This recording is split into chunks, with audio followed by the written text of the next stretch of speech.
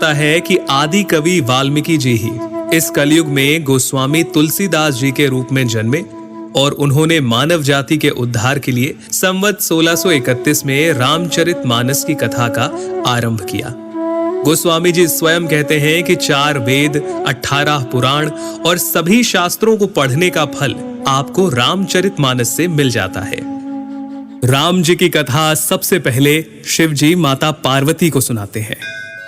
रामचरितमानस के बालकांड में आपको बहुत सारी कथाएं मिल जाएंगी, जैसे सती माता का भ्रम और उनके द्वारा राम जी की परीक्षा, शिवजी द्वारा सती माता का त्यागा जाना, सती माता का दक्ष यज्ञ में जाना और पति के अपमान से दुखी होकर योगाग्नि से देह त्यागना, और फिर पार्वती जी का जन्म और शिव विवाह। परंतु राम जी के अवतार लेने के 2 मुख्य कारण रामचरितमानस में आप जान पाएंगे। पहला, मनु और शत्रुपा का 10,000 वर्षों तक का कठिन तप, जहां वो प्रभु से कहते हैं कि हमें आप जैसा पुत्र प्राप्त हो, जिसके उत्तर में करुणा निधान भगवान कहते हैं, ऐसा ही हो हे राजन, मैं अपना समान कहां जाकर खोजूं? अतः स्वयं ही आकर तुम्हारा पुत्र बनूंगा।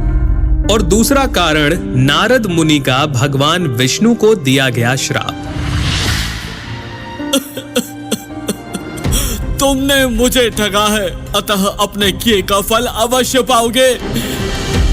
तुमने हमारा रूप बंदर सा बना दिया, अब बंदर ही तुम्हारी सहायता करेंगे।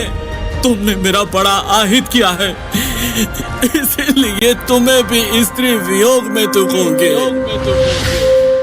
एक ओर जहां राम जन्म की भूमिका बन रही थी, वहीं पुलत्स्य ऋषि के कुल में जन्म हुआ भाइयों समेत 10 सर और 20 भुजाओं वाले प्रचंड पराक्रमी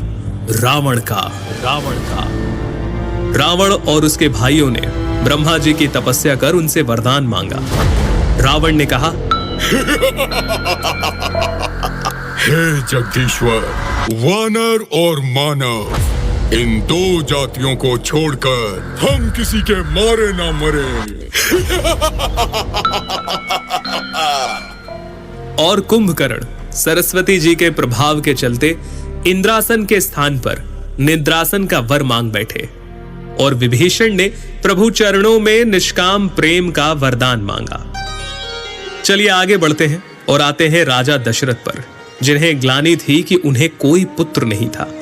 गुरु वशिष्ठ के कहे अनुसार महाराज दशरथ ने ऋषि श्रृंगी को बुलाकर पुत्र कामेष्ठी यज्ञ किया, जहां अग्निदेव स्वयं हाथ में चरु यानी कि खीर लिए प्रकट हुए, और इस खीर के प्रभाव से तीनों रानियां यानी माता कौशल्या, माता कैकेयी और माता सुमित्रा गर्भवती हुईं, और चैत्र मास के शुक्ल पक्ष की 9वीं तिथि को दोपहर के समय प्रभु श्री राम का प्राकट्य हुआ।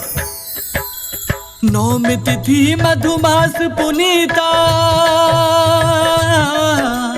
9वीं तिथि मधुमास पुनीता, शुक्ल पक्ष अभिजीत हरि प्रीता,